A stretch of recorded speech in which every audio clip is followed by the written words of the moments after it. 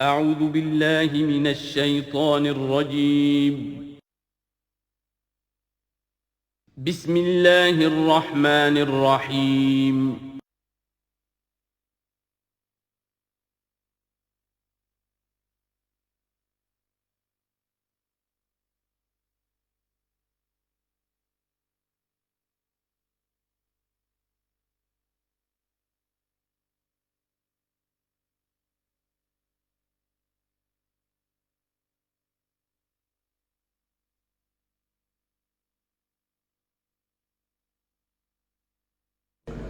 نحمده ونصلي على رسوله الكريم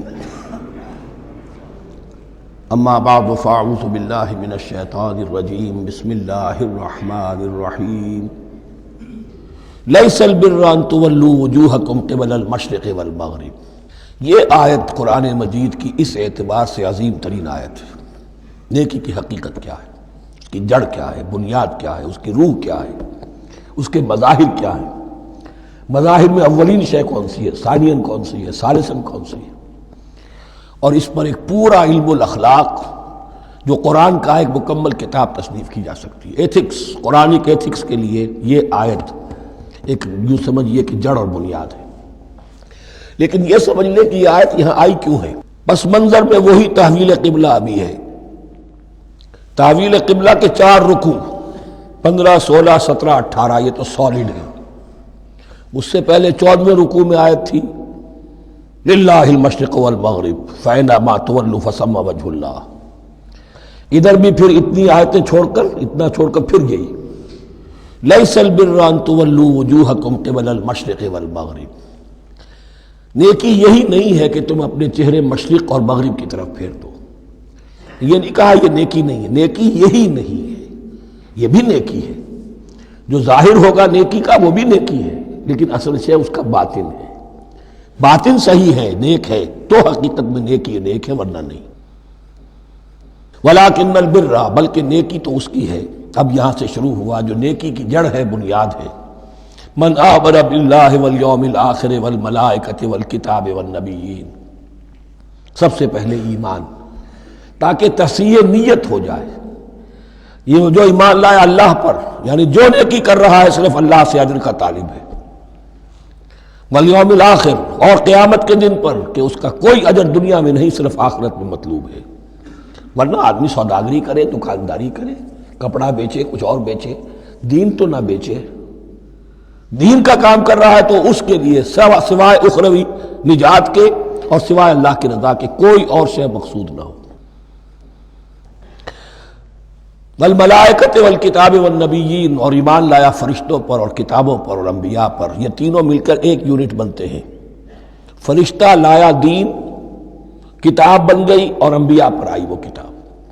ایمان بالرسالت کا تعلق نیکی کے ساتھ یہ ہے کہ نیکی کا ایک مجسمہ تمہارے سامنے رہے، آئیڈیل، اسوہ۔ ایسا نہ ہو کہ اونچ نیچ ہو جائے۔ نیکیوں میں بھی ایسا ہوتا ہے، کوئی جذبات میں ایک طرف کو نکل گیا، کوئی جذبات میں ایک طرف کو نکل گیا۔ اس گمراہی سے بچنے کی ایک ہی شکل ہے کہ ایک مجسمہ مکمل، ایک اسوہ کاملہ سامنے ہو جس میں معتدل ہو تمام چیزیں، اور وہ ہمارے لیے اسوہ کاملہ محمد الرسول اللہ کی شخصیت ہے۔ نیکی کے ظاہر کے لیے ہم انہیں معیار سمجھیں گے، جو شے جتنی ان کی سیرت میں ہے اس سے زیادہ نہ ہو، اس سے کم نہ ہو۔ کوشش یہ ہو، آئیڈیل یہ ہو کہ بالکل انسان حضور صلی اللہ علیہ وسلم کے اسوہ کاملہ کی پیروی کرے۔ وَلَٰكِنَّ الْبِرَّ مَنْ آمَنَ بِاللَّهِ وَالْيَوْمِ الْآخِرِ وَالْمَلَائِكَةِ وَالْكِتَابِ وَالنَّبِيِّينَ وَآتَى الْمَالَ عَلَىٰ حُبِّهِ ذَوِي الْقُرْبَىٰ وَالْيَتَامَىٰ وَالْمَسَاكِينَ وَابْنَ السَّبِيلِ، اور دیا اس نے مال یا دے وہ مال اس کی محبت کے علی الرغم، علی حبہ اللہ کی طرف نہیں ہے، علی حب المال، علی الرغم مال محبوب ہے پھر بھی وہ خرچ کر رہا ہے، ذوی القربہ قرابت داروں پر، والیتامى یتیموں پر، والمساکین محتاجوں پر، وابن السبیل مسافر پر، والسائلین اور مانگنے والوں پر، وفی الرقاب اور لوگوں کی گردنیں چھڑانے میں۔ گویا کہ نیکی کے مظہر میں اولین مظہر یہ ہے انسانی ہمدردی۔ اگر یہ نہیں ہے تو نیکی نہیں ہے۔ عبادات کے انبار لگے ہوں اور دل میں شقاوت ہو، انسان کو حاجت میں دیکھ کر دل نہ پسیجے، کسی کو تکلیف میں دیکھ کر تجوری کی طرف ہاتھ نہ بڑھے حالانکہ تجوری میں مال موجود ہو، تو وہ دین کی روح سے بالکل خالی ہے۔ یا آپ سورہ آل عمران میں پڑھیں گے لن تنالوا البر حتى تنفقوا مما تحبون، تم نیکی کے مقام کو پہنچ ہی نہیں سکتے جب تک کہ خرچ نہ کرو اس میں سے جو تمہیں پسند ہے۔ جس سے طبیعت گھبرا گئی، اکتا گئی، کپڑے میں جو بوسیدہ ہو گئے وہ دے دیے، حاتم طائی کی قبر کو لات مار دی، وہ نہیں، جو شے پسند ہے اگر اس میں سے نہیں دیتے تو نیکی کو پہنچ بھی نہیں سکتے، تمہیں ہوا بھی نہیں لگے گی۔ وَأَقَامَ الصَّلَاةَ وَآتَى الزَّكَاةَ، دیکھیے نماز اور زکوٰۃ اب آ رہے ہیں۔ یہ ہے حکمت دین کہ ایک ہے روح دین، وہ ہے ایمان، اور جو اس کے مظاہر ہے، مظہر اول انسانی ہمدردی، نمبر دوم ہے پھر نماز اور زکوٰۃ، اور یہاں زکوٰۃ کو علیحدہ ذکر کیا ہے، اور اس آیت کا حضور نے حوالہ دیا ان فی المال لحقا سوی الزکاۃ۔ دیکھو کچھ لوگوں نے سمجھا بس ہم نے زکوٰۃ نکال دی تو حق ادا ہو گیا پورا، بڑی بے وقوفی ہے۔ مال میں حق ہے زکوٰۃ کے سوا بھی، اور اب آپ نے یہ آیت پڑھی، دیکھو اس آیت میں کیا ہے، زکوٰۃ کا تذکرہ بعد میں ہو رہا ہے، وَآتَى الْمَالَ عَلَىٰ حُبِّهِ ذَوِي الْقُرْبَىٰ وَالْيَتَامَىٰ وَالْمَسَاكِينَ وَابْنَ السَّبِيلِ وَالسَّائِلِينَ وَفِي الرِّقَابِ وَأَقَامَ الصَّلَاةَ وَآتَى الزَّكَاةَ۔ اس کی کیا حکمت ہے کہ ایمان کو تر و تازہ رکھنے کے لیے نماز ہے، اقم الصلاۃ لذکری، اور انسانی ہمدردی میں مال خرچ کرنے کے جذبے کو پروان چڑھانے کے لیے، برقرار رکھنے کے لیے زکوٰۃ ہے۔ اتنا تو دو نا کم سے کم، بوتل کا منہ تو کھلے، کارک تو نکلے اس کا، اگر بوتل کا کارک نکل جائے گا تو شاید اس میں سے کچھ شربت اور بھی نکل آئے، تو زکوٰۃ ہے تو کارک کے مانند 2.5% ہے، کیا ہے، لیکن یہ کہ اس سے پھر کچھ اور بھی نکلے گا۔ جو زکوٰۃ بھی نہیں دیتا اس نے کیا کرنا۔ وَالْمُوفُونَ بِعَهْدِهِمْ إِذَا عَاهَدُوا، اور وہ کہ جو اپنے عہد کو پورا کرنے والے ہیں جب کوئی عہد کر لیں۔ سب سے بڑا عہد اللہ سے کیا، لست بربکم قالوا بلی، پھر عہد شریعت کا ہے کہ جو ہم نے کیا اللہ کے ساتھ، پھر آپس میں جو بھی معاہدے ہو جائیں، اور معاملات انسانی سارے کے سارے معاہدات کی شکل میں۔ شوہر اور بیوی کا معاملہ بھی ایک معاہدہ ہے، marriage is a social contract. شوہر کی ذمہ داریاں ہیں، اس کے فرائض ہیں، بیوی کی ذمہ داریاں اس کے فرائض ہیں، شوہر کے حقوق ہیں، بیوی کے حقوق ہیں۔ پھر جو بھی امپلائر امپلائی ریلیشن شپ ہے، معاہدہ ہے، کانٹریکٹ ہے۔ جو ہمارا آپ کا پولیٹیکل سسٹم ہے وہ بھی معاہدوں کے اوپر مبنی ہے، بڑا بزنس جو ہے وہ کانٹریکٹ پہ چلتا ہے۔ تو اگر ایک چیز پیدا ہو جائے کہ جو عہد کر لیا ہے اسے پورا کرنا ہے، تو ساری اسٹریم لائننگ ہو جائے گی تمام معاملات کی۔ وَالْمُوفُونَ بِعَهْدِهِمْ إِذَا عَاهَدُوا وَالصَّابِرِينَ فِي الْبَأْسَاءِ وَالضَّرَّاءِ وَحِينَ الْبَأْسِ، اور خاص طور پر صبر کرنے والے فقر و فاقہ میں، جنگ کی حالت میں اور تکلیف میں۔ یعنی ایک نیکی ہے بدھ مت کے بھکشوؤں کی نیکی، ایک نیکی یہ ہے، یہ نیکی باطل کو چیلنج کرتی ہے، یہ نیکی خانقاہوں تک محدود نہیں ہوتی، یہ نیکی صرف انفرادی سطح تک محدود نہیں رہتی۔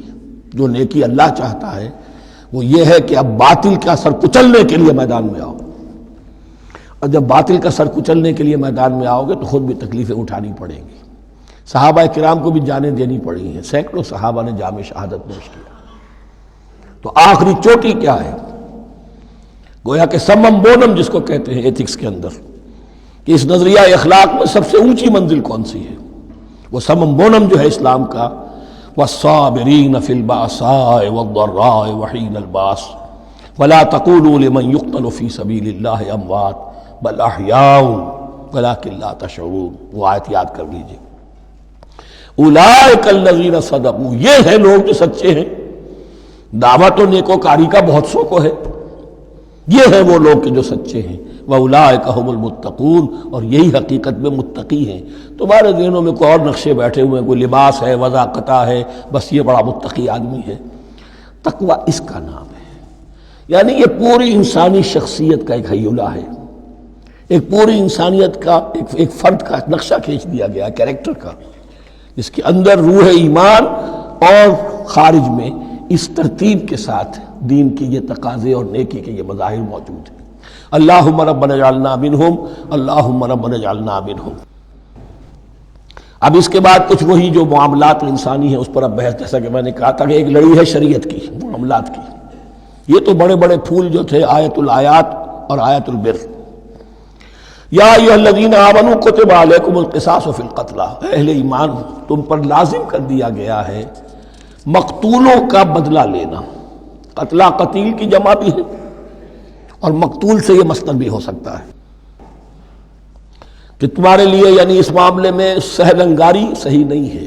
انسانی تمدن کی جڑ کٹتی ہے جب کسی معاشرے کے اندر انسان کا خون بہانا عام ہو جائے، تمدن کی جڑ کٹ جائے گی۔ تو قصاص تم پر واجب ہے۔ یا ایھا الذین آمنوا کتب علیکم القصاص فی القتلی الحر بالحر والعبد بالعبد والانثى بالانثى۔ ایک آزاد کی جگہ آزاد ہی قتل کیا جائے گا۔ آزاد میں قتل کیا ہے تو ظاہر بات ہے وہ آزاد ہی اس کی جگہ قتل ہوگا۔ یہ نہیں وہ کہے میرا غلام لے جاؤ، میرے 2 غلام لے لو، نہیں۔ والعبد بالعبد، اور عبد کی جگہ عبد ہی ہوگا، جس نے قتل کیا وہی قتل کیا جائے گا۔ والانثى بالانثى، اور اگر قتل کرنے والی عورت ہے تو وہ عورت ہی قتل ہوگی۔ اس میں چونکہ وہاں بہت سے رواج مختلف تھے، بہت سے معیار بھی مختلف تھے۔ اگر اوسی خزرجی کو قتل کر دے تو 1/3 خون بہا، 3 گنا خون بہا، اور خزرجی اوسی کو قتل کرے تو 1/3 خون بہا، یہ ان کا قانون تھا۔ اسی طرح یہ کہ آزاد میں اور غلام میں فرق تھا، لیکن ہماری شریعت میں اگرچہ یہ طویل بڑا مضمون ہے اور اس میں کافی فقہا کے اقوال ہیں مختلف، لیکن امام ابو حنیفہ رحمۃ اللہ علیہ کا قول یہی ہے کہ تمام مسلمان آپس میں کفو ہیں، برابر ہیں، لہذا یہاں کوئی فرق نہیں کیا جائے گا قتل کے مقدمات میں۔ فمن عفی لہ من اخیہ شیء فاتباع بالمعروف واداء الیہ باحسان، پھر جس کو معاف کر دیا جائے کوئی شے اس کے بھائی کی جانب سے، یعنی جو مقتول ہے اس کے ورثاء اگر کہتے ہیں صاحب ہم اس کی جان بخشنے کو تیار ہیں، چاہے وہ خون بہا لے لیں یا ویسے ہی معاف کر دیں، تو جو بھی کچھ خون بہا طے ہوا ہو اداء الیہ باحسان فاتباع بالمعروف، تو اس کی پیروی کی جائے معروف طریقے پر اور ادائی کی جائے خوبصورتی کے ساتھ۔ ذالک تخفیف من ربکم ورحمہ، یہ تمہارے رب کی طرف سے تخفیف ہے، آسانی کی ہے اور رحمت ہے، اور اس کی رحمت ہونا بہت واضح ہے۔ اگر یہ شکل نہ ہو تو پھر قتل در قتل کا سلسلہ جو ہے وہ جاری رہتا ہے، لیکن اگر یہ ہو گیا کہ قاتل کو لا کے سامنے کھڑا کر دیا، لو بھائی اب تمہارے ہاتھ میں اس کی جان ہے، چاہو تو یہ قتل کر دیا جائے گا، چاہو احسان کرنا چاہو بخشنا چاہو ویسے ہی بخش دو، چاہو تو خون بہا لے لو۔ اس سے کیا ہوگا کہ وہ دشمنیوں کا جو دائرہ ہے وہ پھر سمٹ جاتا ہے، بڑھتا نہیں۔ اس میں بڑی رحمت ہے اللہ کی طرف سے۔ قانون جو ہے اسلام میں قتل کا، اس میں مدعی ریاست نہیں ہوتی۔ آج کل ہمارے ہاں غلطی یہ ہے، مدعی ریاست بن جاتی ہے۔ یہ مدعی ہوتا ہے یہاں پر جو بھی مقتول کے ورثاء ہیں، اور کسی کو صدر کو کیا، صدر کے باپ کو بھی اختیار نہیں ہے کہ کسی قاتل کو معاف کر دے۔ قاتل کو معاف کرنے کا جو اختیار ہے وہ صرف مقتول کے ورثاء کو ہے، کوئی صدر نہیں کر سکتا۔ ہمارے دستور میں ہے، پوری شرع پوری شک موجود ہے۔ فمن اعتدى بعد ذلك فله عذاب علیم، اور جو اس کے بعد بھی حد سے تجاوز کرے گا تو اس کے لیے دردناک اور بہت بڑا عذاب ہوگا۔ وَلَكُمْ فِي الْقِصَاصِ حَيَاةٌ يَا أُولِي الْأَلْبَابِ لَعَلَّكُمْ تَتَّقُونَ، اور اے ہوش مندو قصاص میں زندگی ہے تمہارے لیے۔ ایک روحانی تصور ہے معاف کر دینا اچھا ہے، اسلام بھی کہتا ہے ان تعفوا وتصفحوا وتغفروا فإن اللہ غفور رحیم، لیکن قتل کے مقدمات میں سہل انگاری جو ہے وہ اچھی نہیں ہے، پیروی شدت کے ساتھ ہونی چاہیے تاکہ اس سے آگے قتل کا سلسلہ بند ہو۔ وَلَكُمْ فِي الْقِصَاصِ حَيَاةٌ يَا أُولِي الْأَلْبَابِ لَعَلَّكُمْ تَتَّقُونَ، تاکہ تم بچ سکو۔ اب کوتبہ علیکم دوبارہ آ گیا۔ یہ کوتبہ کے لفظ کو سمجھ لیجئے، جہاں بھی کوئی شے فرض کی جائے گی، لازم کی جائے گی، وہ کوتبہ ہے۔ اسی لیے شریعت کے لیے قرآن مجید میں جو لفظ ہے الکتاب، الکتاب اس معنی میں کہ اس میں شریعت خداوندی پوری کی پوری موجود ہے۔ کوتبہ علیکم، کوتبہ علیکم اذا حضر احدکم الموت ان ترک خیرا الوصیۃ للوالدین والاقربین بالمعروف، تم پر واجب کر دیا گیا، فرض کر دیا گیا، جب تم میں سے کسی کی موت کا وقت آ جائے، اگر وہ کوئی خیر مال چھوڑ رہا ہو، دولت چھوڑ رہا ہو، تو اس کے لیے فرض کر دیا گیا وصیت کرنا اپنے والدین کے حق میں اور رشتہ داروں کے حق میں انصاف کے ساتھ۔ ابھی چونکہ قانون وراثت نازل نہیں ہوا تھا، یہ ابتدائی قدم اٹھایا گیا۔ وہاں ہوتا یہ تھا جو آج بھی ہندوؤں میں ہوتا ہے، جو مر گیا اس کی ساری جائیداد کا مالک جو ہے بڑا بیٹا ہو، چھوٹے بیٹے بھی نہیں، نہ بیٹیاں نہ بیوی، کچھ نہیں، تو سارا کا سارا مال جو ہڑپ کر جاتے تھے، کسی کو کچھ نہیں۔ یہاں یہ کہ اب پہلا ابتدائی حکم دیا گیا، لیکن یہ آیت منسوخ ہو جائے گی سورہ نساء میں جب پورا قانون وراثت آ گیا، تو اب یہ آیت منسوخ شمار ہوتی ہے۔ ناسخ وہ قانون وراثت ہے جو سورہ نساء کے دوسرے رکوع میں آئے گا۔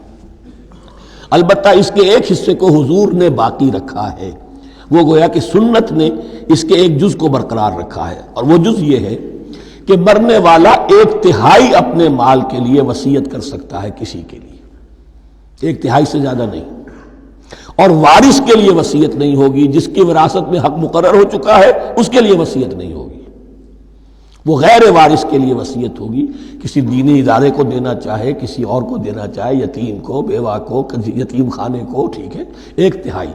2/3 میں قانون وراثت کی تنفیذ ہوگی لازماً۔ تو اس آیت کا صرف اتنا حصہ باقی رکھا ہے حضور نے صلی اللہ علیہ وسلم۔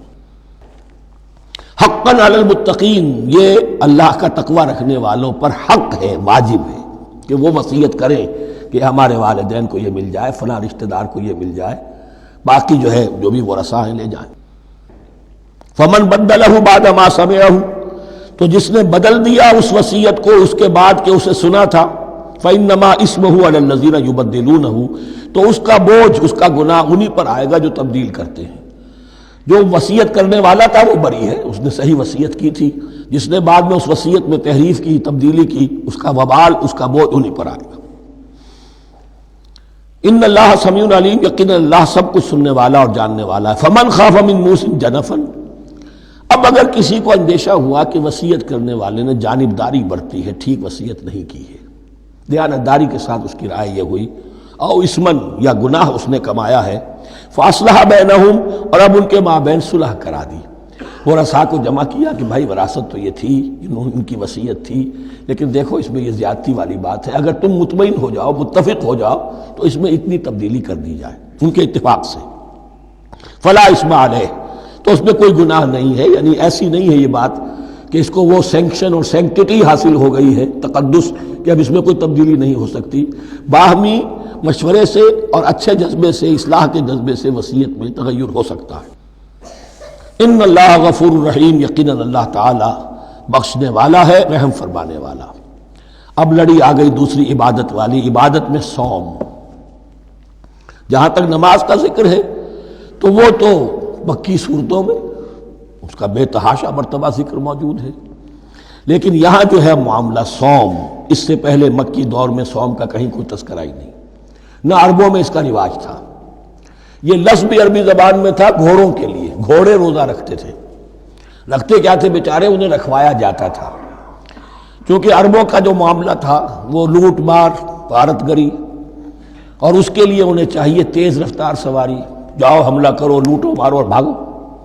اونٹ جو ان کی فضا اور ان کے ماحول کے لیے مناسب تھا، وہ زیادہ تیز دوڑ نہیں سکتا، اپنی اس ضرورت کے لیے گھوڑا چاہیے تھا۔ گھوڑے میں عرب کا سخت موسم برداشت کرنے کی عادت نہیں، نازک جانور ہے، وہ پیاسا تو نہیں رہ سکتا 7 دن تک جیسے کہ اونٹ رہ سکتا ہے، بھوکا نہیں رہ سکتا، وہ لو کے تھپیڑے نہیں برداشت کر سکتا، لہذا عرب اس کو رکھواتے تھے روزہ، کھانا پینا بند کیا اور اس کے جو ہے منہ کر کے کھڑے ہو گئے جب گرم تیز ہوا چل رہی ہے، خود تو اپنے آپ کو لپیٹ لیا اپنے گھتنے میں، گھترا کہلاتا ہے وہ جو بھی کپڑا اوپر ہوتا ہے، اور وہ اس گھوڑے کو جو ہے وہ ساری آگ اس پر برس رہی ہے تاکہ اس میں عادت پیدا ہو جائے جھیلنے کی، برداشت کرنے کی، تو جنگ کے موقع پر کہیں یہ دغا نہ دے جائے۔ اگر یہ ہمت ہار گیا تو اس کا تو کیا گیا جائے گا، تو اصل میں سوار ہے جو مارا گیا۔ یہ روزہ ان کے ہاتھ تھا، لیکن جب حضور آئے مدینے میں تو یہاں یہود میں روزے کا رواج تھا، وہ ایک تو عاشورہ کا روزہ رکھتے تھے، اس لیے کہ وہ تاریخ تھی جس میں کہ نجات ملی تھی بنی اسرائیل کو فرعونیوں سے۔ پہلے یہ کہ ہر مہینے میں 3 روزے، اب اگر 30 کے 30 روزے ایک ہی مہینے میں فرض کر دیے گئے ہوتے اور وہ ہوتے جون جولائی کے تو جان نکل جاتی. بہترین تدبیر یہ کی گئی ہر مہینے میں، اور یہ موسم سارے آ رہے ہیں اس میں. پھر کچھ عرصے کے بعد یہ رمضان کا روزہ فرض کیا گیا. پہلا جو روزہ تھا 3 دن کا، اس میں یہ بھی تھی اجازت کہ جو اگر مسافر نہیں ہے، بیمار بھی نہیں ہے، طاقت رکھتا ہے روزہ رکھنے کی، پھر بھی روزہ نہ رکھے تو اس کا فدیہ یہ ہے کہ 1 مسکین کو کھانا کھلائے. علی الاطلاق تھا یہ. جب رمضان کے روزے کی فرضیت ہو گئی تو اب یہ فدیہ نہیں ہے. البتہ حضور نے اس کو باقی رکھا ایسے شخص کے لیے جو بہت بوڑھا ہے، یا کوئی خاتون بہت بوڑھی ہے برداشت نہیں کر سکتی، یا کوئی بیمار ہے، کسی سخت ایسی بیماری میں ہے کہ روزہ اس کے لیے جان کے لیے ہلاکت کا اندیشہ ہو سکتا ہے، اس کے لیے فدیہ برقرار رکھا. عام طور پر صحت مند شخص جو مسافر بھی نہ ہو اس کے لیے یہ رعایت ختم ہو گئی. یہ ہے ان آیات کی تعبیر جس پر میں پہنچا ہوں، اور بہت پہلے پہنچ گیا تھا، لیکن چونکہ اکثر مفسرین نے یہ بات نہیں لکھی ہے تو میں جھجکتا رہا. لیکن بعد میں مجھے معلوم ہوا کہ مولانا انور شاہ کاشمیری رحمۃ اللہ علیہ کی رائے یہی ہے، تو مجھے اعتماد ہو گیا. اور پھر مجھے اس کا ذکر جو ہے یہ تفسیر کبیر میں امام راضی کے ہاں بھی مل گیا کہ متقدمین کے ہاں یہ رائے موجود تھی کہ پہلی 2 آیتیں جو ہیں اس روزے سے متعلق یہ رمضان کے روزے سے متعلق نہیں ہیں، بلکہ وہ 3 ہر مہینے کی 13، 14 اور 15 ایام 20 کے روزے حضور نے بعد بھی رکھے ہیں نفلاً، لیکن شروع میں یہ 3 روزے رکھنے کا حکم دیا گیا تھا. پہلی 2 آیتیں اس 6 آیتوں پر مشتمل رکوع، اور یہ ایک عجیب مقام ہے. قرآن مجید کے احکام بہت دفعہ ہے، نماز کے احکام قرآن میں بہت دفعہ ہیں، کہیں وضو کا ہے، کہیں تیمم کا ہے، کہیں اور نماز خوف کا ہے، مختلف جگہوں پر. لیکن صوم کی عبادت پر یہ 6 آیات کامل ہیں، مکمل ہیں. اس کی حکمت، اس کی غرض و غایت، اس کے احکام سب کے سب اس میں آ گئے. اب پہلی 2 آیتیں کون سی ہیں؟ یا ایھا الذین آمنوا کتب علیکم الصیام کما کتب علی الذین من قبلکم لعلکم تتقون. اے ایمان والو، تم پر بھی فرض کیا گیا روزہ رکھنا، جیسے کہ فرض کیا گیا تھا تم سے پہلوں پر، تاکہ تمہارے اندر تقوی پیدا ہو جائے. وہ جنگ کے لیے کرواتے تھے گھوڑوں کو تیار، تمہیں تقوی کے لیے اپنے آپ کو تیار کرنا ہے. بھوک کو قابو میں رکھ سکو، شہوت کو قابو میں رکھ سکو، پیاس کو برداشت کر سکو. اللہ کی راہ میں جنگ کے لیے تمہیں نکلنا ہوگا، اس میں بھوک بھی آئے گی، پیاس بھی آئے گی. اپنے آپ کو تیار کرو جہاد کے لیے. اور یہ بات واضح ہو جائے گی اگلے رکوع سے قتال کی بحث شروع ہو جائے گی. روزے کی یہ گفتگو ہو رہی ہے تمہیداً قتال کے لیے، جیسے گھوڑوں کو تیار کیا جاتا تھا، صوم رکھوایا جاتا تھا قتال کے لیے. ایام معدودات، گنتی کے چند دن ہیں. یہ گویا کہ ثبوت ہے اس کا کہ یہ 2-3 دن سے زیادہ. معدود جو ہے وہ عربی زبان میں 9 سے زیادہ نہیں ہو سکتا. معدودہ جب آئے گا، ایام معدودات یہ جمع جو ہے جمع قلت کہلاتی ہے. معدودات، معدودہ بڑی سے بڑی رقم ہو سکتی ہے، لیکن معدودات جمع قلت ہے. گنتی کے چند روز ہیں. فمن کان منکم مریضا، ان میں بھی یہ رعایت ہے کہ جو تم میں سے بیمار ہو، او علی سفر، یا سفر پر ہو، فعدۃ من ایام اخر، تو وہ تعداد پوری کر لے دوسرے دنوں میں. وعلی الذین یطیقونہ، اور جو اس کی طاقت رکھتے ہوں، فدیۃ طعام مسکین، وہ فدیہ دیں 1 مسکین کا کھانا کھلانا. ان آیات کی تفسیر میں جیسا کہ میں نے عرض کیا مفسرین کے بہت سے اقوال ہیں. اب میں اس کی بحث میں نہیں جا سکتا. جو میں نے اپنے مطالعے کے بعد رائے قائم کی ہے میں صرف وہی بیان کر رہا ہوں کہ اس وقت، اور یہ امام راضی کے الفاظ ہیں، کہ یہ فرضیت الگ تعیین نہیں تھی بلکہ الگ تخییر تھی. فرض تو ہے روزہ، لیکن اس کا بدل بھی دیا جا رہا ہے. اگر تم نہیں رکھنا چاہتے تو تم 1 مسکین کو کھانا کھلا دو. تو گویا کہ تدریجاً انہیں لانا تھا، چونکہ اس بات کے وہ پہلے سے عادی نہیں تھے. فمن تطوع خیرا فهو خیر اللہ، اور جو اپنی جی سے، اپنی مرضی سے خیر کرنا چاہے تو اس کے لیے خیر ہے. روزہ بھی رکھے اور مسکین کو کھانا بھی کھلائے، دونوں کام کرے، تو اس میں کوئی رکاوٹ تو نہیں، اس کے لیے بہتر ہوگا.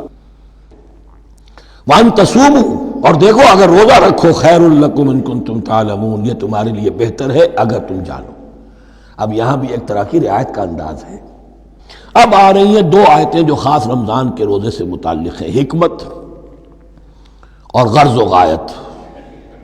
پھر ایک آیت طویل آئے گی احکام، اور پھر ایک آیت آئے گی لٹمس ٹیسٹ. یہ 6 آیتیں. شہر رمضان الذی انزل فیہ القرآن، رمضان کا مہینہ وہ ہے جس میں قرآن نازل کیا گیا. ہدی للناس وبینات من الہدی والفرقان، لوگوں کے لیے ہدایت اور ہدایت کی بھی روشن بینات باتیں، والفرقان اور حق و باطل میں فرق کر دینے والی چیز۔ فمن شہد منکم الشہر، تو جو کوئی بھی پائے اس مہینے کو، یا جو شخص بھی مقیم ہو اس مہینے میں، مسافر نہ ہو، فلیصم، اس پر لازم ہے کہ روزہ رکھے۔ اب وہ وجوب علی التخییر ختم ہو گیا، اب وجوب علی التعیین، اب یہ لازم ہے، یہ رکھنا ہے۔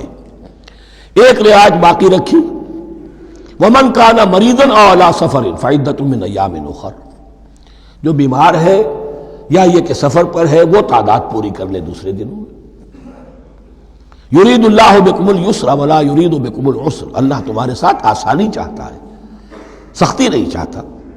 یہ لوگ اپنے اوپر سختیاں جھیلتے ہیں، شدید جو ہے سفر کے اندر بھی روزہ رکھے ہوئے، حالانکہ یہاں اجازت دی ہوئی ہے۔ یہ بلکہ حضور نے ایک مرتبہ ایک سفر میں کافی سرزنش کی، کچھ ایک جہاد اور قتال پہ نکلے تھے، لیکن کچھ لوگوں نے اس سفر میں بھی روزہ رکھ لیا۔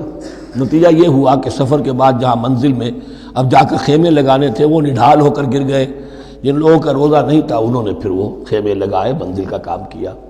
تو حضور نے فرمایا کہ لیس من البر الصیام فی السفر، روزے رمضان اس میں سفر میں روزہ رکھنا کوئی نیکی کا کام نہیں ہے۔ لیکن ہمارا تصور اور ہے، 105 بخار چڑھا ہوا ہے، روزہ نہیں کھولوں گا میں، روزہ تو میں نے رکھا ہوا ہے، یا روزہ تو میں نہیں چھوڑوں گا۔ حالانکہ جہاں رعایت اللہ کی ہے اس رعایت سے فائدہ نہ اٹھانا ایک طرح کا کفران نعمت ہے۔ وَلِتُكْمِلُوا الْعِدَّةَ، لیکن تمہیں عدت اور تعداد اب پوری کرنی ہوگی۔ وہ جو تھی ایک رعایت کہ فدیہ دے کر فارغ ہو جاؤ، وہ نہیں ہے۔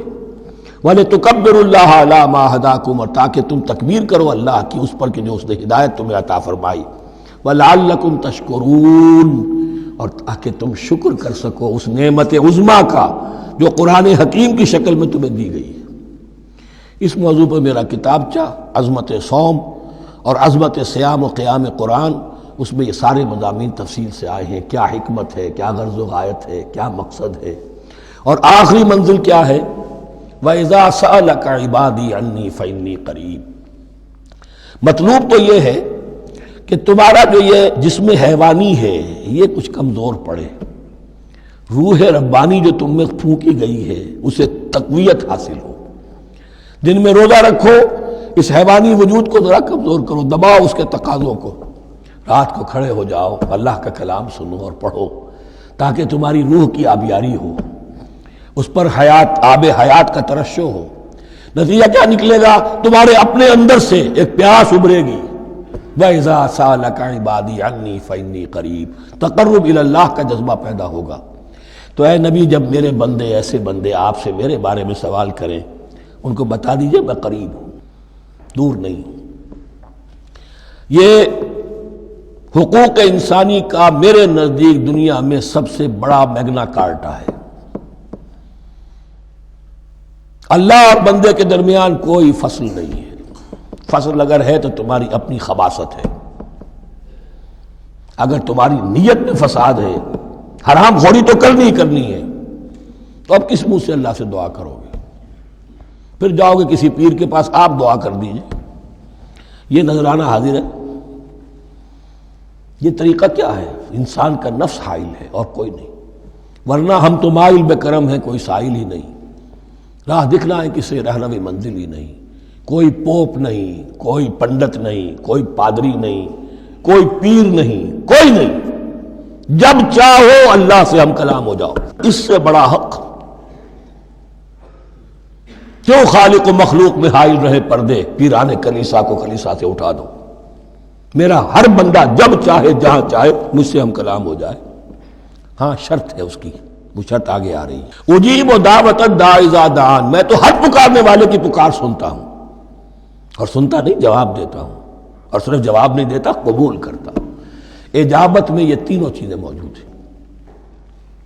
اور اذا دعان، جہاں مجھے پکارے جب پکارے، there and then میں موجود ہوں۔ لیکن شرط کیا ہے؟ فَلْيَسْتَجِيبُوا لِي، انہیں بھی تو میرا کہنا ماننا چاہیے، یہ یک طرفہ بات نہیں ہوگی۔ فاذکرونی اذکرکم، تم مجھے یاد رکھو گے تو میں تمہیں یاد رکھوں گا۔ یہ دو طرفہ معاملہ ہے۔ تم شکر کرو گے میں تمہاری قدردانی کروں گا، تم میری طرف چل کر آؤ گے میں بھاگ کر آؤں گا، تم بارش برآؤ گے میں ہاتھ بڑھاؤں گا، لیکن تم رخ موڑ لو گے ہم بھی رخ موڑ لیں گے۔ ہماری تو غرض نہیں ہے، غرض ہے تو تمہاری۔ تم رجوع کرو گے ہم بھی رجوع کر لیں گے، تم توبہ کرو گے ہم اپنی نظر کرم پھر تمہاری طرف متوجہ کر دیں گے۔ لیکن ہر چیز ان تنصروا اللہ ینصرکم، اللہ کی مدد کرو گے تو اللہ تمہاری مدد کرے گا۔ تمہاری دوستیاں ہو، پینگے بڑھا رہے ہو اللہ کے دشمنوں کے ساتھ، ساز باز ہو اللہ کے دشمنوں کے ساتھ، اور کھڑے ہو جاؤ قنوت نازلہ میں اللہ سے مدد مانگنے کے لیے، تم سے بڑا بے وقوف کون ہوگا؟ پہلے اللہ کی طرف رخ تو کرو، اللہ سے اپنا معاملہ درست کرو۔ ہاں اس میں کوئی یہ شرط نہیں ہے کہ پہلے ولی کامل اس وقت توبہ کرو خلوص نیت سے اور سارے پردے ہٹ جائیں گے، لیکن خلوص نیت کے ساتھ توبہ۔ وَإِذَا سَأَلَكَ عِبَادِي عَنِّي فَإِنِّي قَرِيبٌ أُجِيبُ دَعْوَةَ الدَّاعِ إِذَا دَعَانِ فَلْيَسْتَجِيبُوا لِي وَلْيُؤْمِنُوا بِي لَعَلَّهُمْ يَرْشُدُونَ أُحِلَّ لَكُمْ لَيْلَةَ الصِّيَامِ الرَّفَثُ إِلَىٰ نِسَائِكُمْ۔ اب یہ ہے احکام کی آیت، بڑی طویل ہے، کیونکہ یہود کے ہاں شریعت میں روزہ جو ہے شروع ہو جاتا تھا شام کو ہی، اور رات بھی روزے میں شامل تھی، تو تعلق زن و شو بھی نہیں ہو سکتا، اور کوئی سحری وحری کا تصور نہیں تھا، جیسے ہی سوئے رات شروع روزہ شروع، اب اگلے دن تک غروب آفتاب تک روزہ رہے گا۔ ہمارے ہاں روزے میں نرمی کی گئی ہے، ایک تو یہ کہ رات کو اس سے خارج کر دیا، روزہ دن کا ہے، اور رات کے وقت تعلق زن و شو بھی ہے، کھانا پینا بھی ہے، جو پابندیاں روزے کی ہیں وہ سب اٹھ گئی۔ لیکن ہو یہ رہا تھا کہ لوگ سمجھ رہے تھے کہ شاید وہی جو احکام ہیں یہود کے ہاں شاید وہی ہمارے ہاں بھی ہیں، اس لیے وہ ایسا بھی ہوتا تھا اپنے جذبات میں بیویوں سے مقاربت کرتے تھے، لیکن دل میں سمجھتے تھے کہ ہم نے غلط کام کیا ہے۔ یہاں اب ان کو اطمینان دلایا جا رہا کہ نہیں، احل لکم لیلۃ الصیام الرفث الی نسائکم، حلال کر دیا گیا ہے تمہارے لیے روزے کی راتوں میں اپنی بیویوں کے پاس جانا۔ ہن لباس لکم وانتم لباس لہن، وہ پوشاک ہے تمہارے لیے، تم پوشاک ہو ان کے لیے۔ بڑا بلیغ کنایا ہے یہ، جیسے لباس میں اور جسم میں کوئی پردہ نہیں ہے، لباس ہی تو پردہ ہے نا، لباس میں اور جسم میں تو کوئی پردہ نہیں، ایسے ہی بیوی میں اور شوہر میں کوئی پردہ نہیں۔ ہن لباس لکم وانتم لباس لہن۔ ویسے بھی انسان کے اخلاق کی حفاظت کرنے والی، مرد کے اخلاق کی حفاظت کرنے والی بیوی ہے، بیوی کے اخلاق کی حفاظت کرنے والا مرد ہے۔ وہ مجھے اقبال کا شعر یاد آ رہا تھا، تعلیم نئی ہو کہ پرانی، نسوانیت زن کا نگہباں ہے فقط مرد۔ نہ پردہ نہ تعلیم نئی ہو کہ پرانی، نسوانیت زن کا نگہباں ہے فقط مرد۔ بہرحال ایک دونوں کے لیے وہ ایک ضرورت بھی ہے، ان کی پردہ پوشی بھی کرتے ہیں ایک دوسرے کی، اور اس طریقے سے لباس کی جو ہے اس میں کنایا کیا گیا۔ علم اللہ انکم کنتم تختانون انفسکم، اللہ کے علم میں ہے کہ تم اپنے آپ کے ساتھ خیانت کر رہے تھے، ایک کام کر رہے تھے جو گناہ نہیں ہے، لیکن تم سمجھتے تھے گناہ ہے، تو اپنے آپ سے خیانت ہو گئی کہ نہیں؟ اصلاً وہ گناہ نہیں تھا لیکن تمہارے علم میں نہیں تھا، لیکن تم یہ سمجھتے ہوئے بھی کہ یہ ممنوع ہے، اس کا ارتکاب کر رہے تھے۔ علم اللہ انکم کنتم تختانون انفسکم فتاب علیکم، تو اللہ نے تم پر نظر رحمت فرمائی، وعفا عنکم، اور بخش دیا، معاف کر دیا، جو بھی خطائیں ہو گئی ہیں وہ سب کے سب معاف سمجھو۔ فالآن باشروہن، اب ان کے ساتھ جو بھی تعلق زد و شے ہے وہ قائم کرو۔ وابتغوا ما کتب اللہ لکم، اور تلاش کرو، حاصل کرو جو کچھ اللہ نے تمہارے لیے لکھ دیا ہے۔ کیا لکھ دیا ہے؟ ایک تو اولاد تعلق زد و شو میں، اور ایک سکون ہے کہ جو اللہ تعالیٰ نے اس میں رکھا ہے، لِتَسْكُنُوا إِلَيْهَا، قرآن مجید میں یہ الفاظ آئے، ایک تسکین ہے، سکون ہے، اعصاب کا تناؤ جو ہے وہ اس کے بعد جو ہے اس کے اندر ایک سکون کی کیفیت پیدا ہو جاتی ہے۔ اور یہی اس میں حکمت ہے کہ حضور اپنے ہر سفر میں ہم ایک زوجہ محترمہ کو ضرور ساتھ رکھتے تھے، اس لیے کہ قائد کو، سپہ سالار کو کسی وقت بڑی ایسی یعنی پریشان کن صورتحال میں فیصلے کرنے پڑتے ہیں، جذبات پر دباؤ ہوتا ہے اور اعصاب پر دباؤ ہوتا ہے، تو ساتھ اگر کوئی اہلیہ بھی موجود ہو تو اس میں اور اس کے بہترین مواقع سیرت میں آئے ہیں، وہ پھر کسی وقت میں بیان کروں گا۔ وابتغوا ما كتب الله لكم وكلوا واشربوا حتى يتبين لكم الخيط الابيض من الخيط الاسود من الفجر، اور کھاؤ اور پیو یہاں تک کہ واضح ہو جائے تمہارے لیے سفید دھاری فجر کی سیاہ دھاری سے، یعنی یہ پاؤ پھٹنے کے لیے استعارہ ہے کہ جب سفیدہ نمایاں ہوتا ہے ایک لکیر کی طرح، پاؤ پھٹ گئی، اس وقت تک کھانے پینے کی چھوٹ ہے، سحری جو ہے آپ کر سکتے ہیں، بلکہ کلو واشربو، کھاؤ اور پیو، اور اس کی حدیث میں تاکید آئی ہے، اور یہ بھی فرمایا ہمارے اور یہود کے روزے کے مابین سحری جو ہے وہ فرق ہے، تسحروا فإن فی السحور برکہ، سحری ضرور کیا کرو اس لیے کہ سحری میں برکت ہے۔ ثم اتموا الصیام الی اللیل، پھر رات تک روزے کو پورا کرو۔ اب رات تک میں اکثر فقہا کے نزدیک غروب آفتاب مراد ہے، اہل تشیع اس سے ذرا آگے جاتے ہیں کہ رات کا لفظ آیا ہے تو ذرا اور غروب آفتاب پر چند منٹ گزر جائے، لیکن ہمارے اہل سنت کے ہاں غروب آفتاب جو ہے وہی گویا کہ یہ اس کی غایت ہے۔ وَلَا تُبَاشِرُوهُنَّ وَأَنْتُمْ عَاكِفُونَ فِي الْمَسَاجِدِ، لیکن یہ رعایت جو تمہیں دی جا رہی ہے اس میں ایک استثناء ہے، جب تم معتکف ہو مسجدوں میں تو پھر اپنی بیویوں سے کوئی تعلق قائم نہ کرو۔ وَلَا تُبَاشِرُوهُنَّ، مت ان سے مباشرت کرو، وَأَنْتُمْ عَاكِفُونَ فِي الْمَسَاجِدِ، جبکہ تم مسجدوں میں اعتکاف میں ہو، آخری عشرے میں جو اعتکاف ہوتا ہے۔ تِلْكَ حُدُودُ اللَّهِ فَلَا تَقْرَبُوهَا، یہ اللہ کی حدود ہے، ان کے قریب مت جاؤ۔ بعض جگہ پر آتا ہے فَلَا تَعْتَدُوهَا، ان حدود کو عبور نہ کرو، ان سے تجاوز نہ کرو۔ تو حرام تو یہی شے ہوگی کہ حدود سے تجاوز کیا جائے، لیکن احتیاط اس میں ہے to keep at a safe distance, ذرا دور رہو۔ آخری حد تک چلے جاؤ گے تو اندیشہ ہے کہ کہیں اس حد کو کراس نہ کر جاؤ۔ فلا تقربوها، اللہ کے حدود سے ذرا ایک سیف ڈسٹینس کے اوپر رہنا ضروری ہے۔ کذالک یبین اللہ آیاتہ للناس، اسی طرح اللہ تعالیٰ واضح کرتا ہے اپنی نشانیاں لوگوں کے لیے، لعلہم یتقون، تاکہ وہ تقوی کی روش اختیار کر سکے، بچ سکے۔ اب وہ لٹمس ٹیسٹ والی آیت آ گئی، تقوی کا ٹیسٹ کیا ہے؟ روزہ اس لیے فرض کیا کہ تقوی پیدا ہو جائے، یہ سارے احکام تمہیں دیے جا رہے ہیں تاکہ تمہیں تقوی پیدا ہو جائے۔ ٹیسٹ کیا ہے؟ تقوی کا لٹمس ٹیسٹ عقل حلال، یہ نہیں ہے کوئی نیکی نہیں۔ وَلَا تَأْكُلُوا أَمْوَالَكُمْ بَيْنَكُمْ بِالْبَاطِلِ، اپنے مال آپس میں باطل طریقوں سے ہڑپ نہ کرو۔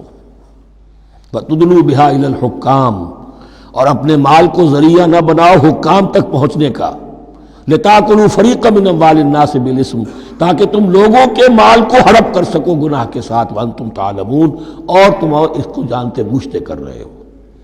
جو شخص اس معیار سے تو اس سے باز آ گیا وہ ہے متقی، یہ لسٹ پر ٹیسٹ ہے۔ ورنہ نمازوں کی تعداد، روزوں کی تعداد اور حرام کھانا تو تقویٰ نہیں۔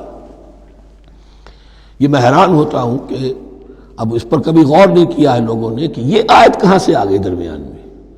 روزے کے احکام اور اس کے بعد قتال کے احکام بھی شروع ہوں گے، حج کے احکام شروع ہوں گے، یہ بیچ میں آیت۔ واقعہ یہ ہے کہ جیسے روزے کی حکمت کا نقطہ عروج کیا ہے، وَإِذَا سَأَلَكَ عِبَادِي عَنِّي فَإِنِّي قَرِيبٌ، روح انسانی میں ایک طلب پیدا ہو جائے تقرب اللہ کی۔ اسی طرح احکام صوم میں جو کلائمیکس ہے وہ یہ ہے، وَلَا تَأْكُلُوا أَمْوَالَكُمْ بَيْنَكُمْ بِالْبَاطِلِ وَتُدْلُوا بِهَا إِلَى الْحُكَّامِ لِتَأْكُلُوا فَرِيقًا مِنْ أَمْوَالِ النَّاسِ بِالْإِثْمِ وَأَنْتُمْ تَعْلَمُونَ۔ يَسْأَلُونَكَ عَنِ الْأَهِلَّةِ، اے نبی آپ سے پوچھ رہے ہیں چاند کی گھٹتی بڑھتی صورتوں کے بارے میں۔ قُلْ هِيَ مَوَاقِيتُ لِلنَّاسِ وَالْحَجِّ، کہہ دیجئے یہ لوگوں کے لیے ایک اوقات کا تعین ہے، کیلنڈر ہے، اور حج کے لیے۔ اب دیکھو آپ کو معلوم ہے کہ یہ اللہ تعالیٰ نے ایک کیلنڈر لٹکا دیا ہے، معلوم ہو گیا یہ چاند پہلی تاریخ ہو گئی، کچھ دنوں کے بعد آپ نے دیکھا معلوم ہوتا ہے کہ اب ایک ہفتہ گزر گیا ہے، آدھا چاند ہو گیا ہے، 2 ہفتے ہو گئے، پورا چاند ہو گیا ہے، پھر نے گھٹنا شروع کیا۔ تو یہ گویا کہ لوگوں کے لیے اوقات کار کی تعین کے لیے، اور خاص طور پر سب سے اہم شے حج، اور یہ نوٹ کیجئے، صوم کے بعد حج اور حج کے ساتھ قتال۔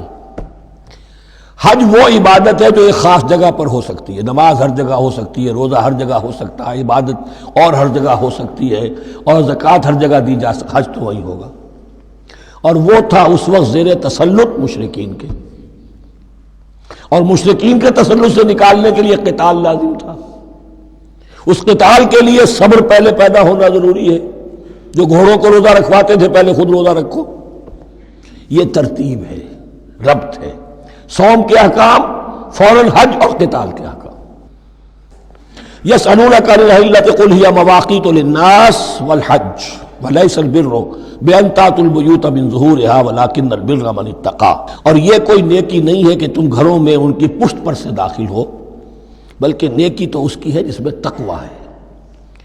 یہ اصل میں ان کے ہاں ایک رواج تھا، کیونکہ حج تو ہو رہا تھا ایام جاہلیت میں بھی، اس کے مناسک کی بگڑی ہوئی شکلیں بھی موجود تھیں، کچھ ترمیمیں انہوں نے کر دی تھی، یہ حج تو تھا ان کا۔ وہ یہ کرتے تھے جب گھر سے مکے سے نکل گئے احرام باندھ کر، اب اگر کسی ضرورت سے گھر واپس جانا پڑ گیا تو سمجھتے تھے کہ احرام باندھ کر نکل آئے ہیں، اب دروازے سے تو نہیں جا سکتے، گھسیں گے کہیں پیچھے سے کہیں اوپر سے پھاند کر دیوار آئیں گے، اور اسے سمجھتے تھے بڑا تقویٰ ہے یہ۔ فرمایا یہ کوئی نیکی کی بات نہیں، یہ سرے سے نیکی نہیں۔ ولیس البر، یہ ہرگز نیکی نہیں ہے ان تأتوا البیوت من ظہورها کہ تم ان کے تم گھروں میں داخل ہو ان کے پچھواڑے سے، ولکن البر من اتقى۔ اب یہاں اس پوری آیت کو ذہن میں رکھ لیجئے، آیت البر کے آخر میں لفظ تھا اولئک هم المتقون ولکن البر من اتقى۔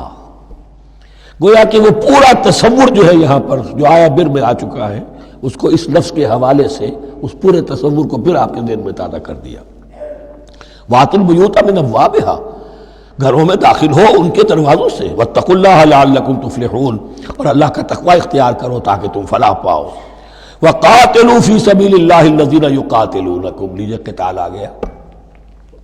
اب یہ تیسری کڑی آ گئی نا، ایک لڑی عبادات کی، ایک لڑی معاملات کی، ایک لڑی انفاق کی، ایک لڑی قتال کی، یہ چوتھی کڑی ہے۔ وَقَاتِلُوا فِي سَبِيلِ اللَّهِ الَّذِينَ يُقَاتِلُونَ، اللہ قتال کرو اللہ کی راہ میں ان سے جو تم سے قتال کر رہے ہیں۔ وَلَا تَعْتَدُوا، لیکن حد سے تجاوز نہ کرو۔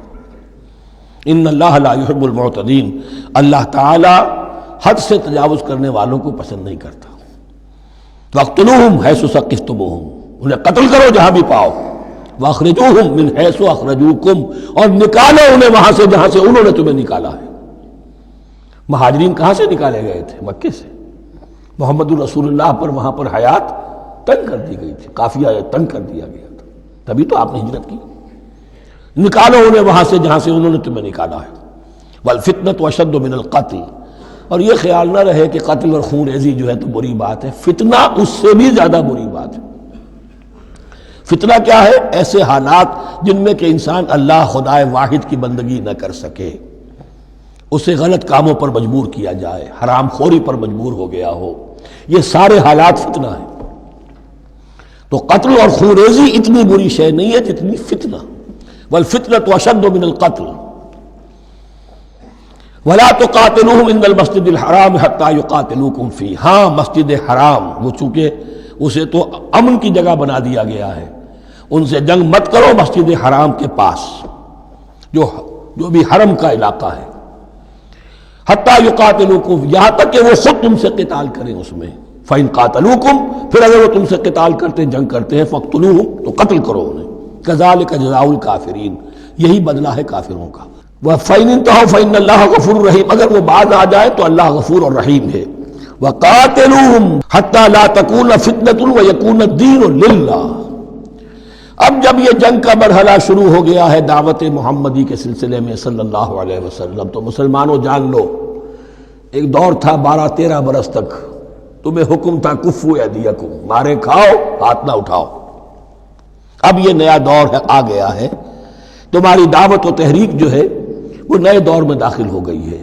اب جب تمہاری تلواریں نیام سے باہر آ گئی ہیں، اب یہ نیام میں نہ جائیں جب تک کہ فتنہ بالکل ختم نہ ہو جائے اور دین اللہ ہی کے لیے ہو جائے، اللہ کا دین قائم ہو جائے۔ یہ آیت دوبارہ آئے گی اور زیادہ نکھری ہوئی شان کے ساتھ سورہ انفال میں، وَقَاتِلُوهُمْ حَتَّى لَا تَكُونَ فِتْنَةٌ وَيَكُونَ الدِّينُ كُلُّهُ لِلَّهِ، دین کل کا کل، جز نہیں۔ دین کی بالادستی پوری انسانی زندگی پر، انفرادی بھی اجتماعی بھی، اور اجتماعی کے بھی سارے پہلو، politico socio economic system totally وہ اللہ کے احکام کے تابع ہو۔ وَقَاتِلُوهُمْ حَتَّى لَا تَكُونَ فِتْنَةٌ وَيَكُونَ الدِّينُ لِلَّهِ فَإِنِ انْتَهَوْا فَلَا عُدْوَانَ إِلَّا عَلَى الظَّالِمِينَ، پھر اگر وہ باز آ جائیں، صلح چاہے تو ٹھیک ہے، پھر ظالموں کے اوپر جو ہے سوائے ظالموں کے کسی پر زیادتی جائز نہیں۔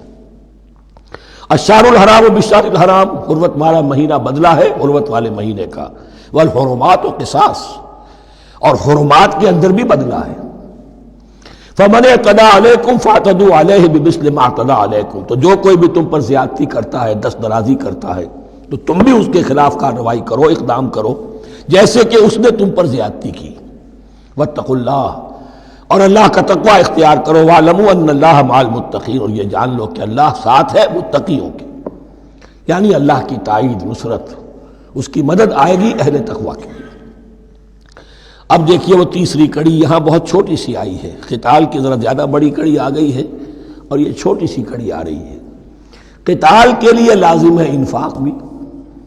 جنگ کیسے ہوگی اگر فوج کے لیے ساز و سامان نہ ہو، رسد کا اہتمام نہ ہو، ہتھیار نہ ہو، سواریاں نہ ہو، کیسے ہوگی جنگ؟ وَأَنفِقُوا فِي سَبِيلِ اللَّهِ وَلَا تُلْقُوا بِأَيْدِيكُمْ إِلَى التَّهْلُكَةِ، خرچ کرو اللہ کی راہ میں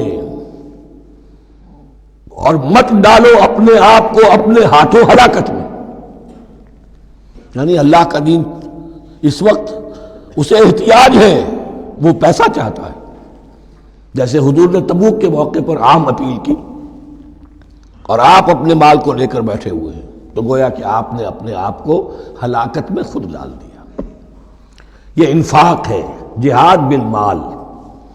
وَأَنفِقُوا فِي سَبِيلِ اللَّهِ وَلَا تُلْقُوا بِأَيْدِيكُمْ إِلَى التَّهْلُكَةِ وَأَحْسِنُوا إِنَّ اللَّهَ يُحِبُّ الْمُحْسِنِينَ، اور احسان کی روش اختیار کرو، دین کے اندر بھی خوبصورتی پیدا کرو، دین میں بہتر سے بہتر مقام حاصل کرنے کی کوشش کرو۔